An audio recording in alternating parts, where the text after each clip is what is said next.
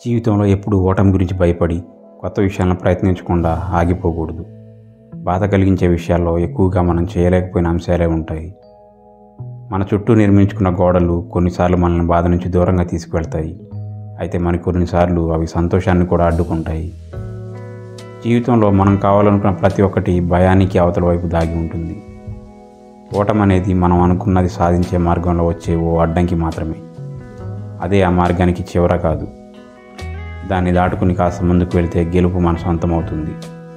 జీవితంలో రిస్క్ తీసుకున్నప్పుడు అప్పుడప్పుడు విజయాలు, అప్పుడప్పుడు పరాజయాలు మనకు ఎదురవుతాయి. అయితే జీవితంలో ఈ రెండు మనకు ఎంతో ముఖ్యం.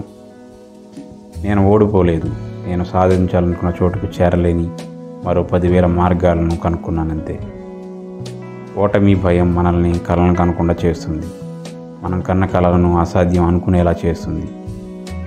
గెలుపు పొందేవారు ఓటమి గురించి భయపడతారు, కానీ ఓడిపోయిన వాళ్ళు ఇక భయపడేందుకు ఏమీ ఉండదు కనుక గెలుపు కోసం కష్టపడడం తప్ప.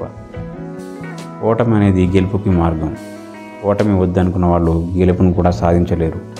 ఓటమి భయాన్ని గెలిచిన వ్యక్తే జీవితంలోనూ గెలుస్తాడు, అనుకున్నది సాధిస్తాడు. గెలిచిన వాడికి ఓడిన వాడికి తేడా ఏంటంటే, గెలిచినవాడు గాడిద గురించి చెప్పినా గొప్పగానే ఉంటుంది, ఓడినవాడు భగవద్గీత గురించి చెప్పినా చెత్తగానే ఉంటుంది. మళ్ళీ మళ్ళీ తప్పులు చేసేవాడు అమాయకుడు, ఒక తప్పును మళ్ళీ మళ్ళీ చేసేవాడు మూర్ఖుడు. తప్పులే చేయనివాడు చేతకానివాడు. తనకు తెలియకుండా తప్పును చేసి తనకు తెలిసి ఆ తప్పును సరిదిద్దుకునేవాడే మనిషి. జీవితం అనేది మనం నడిచే దారి లాంటిది.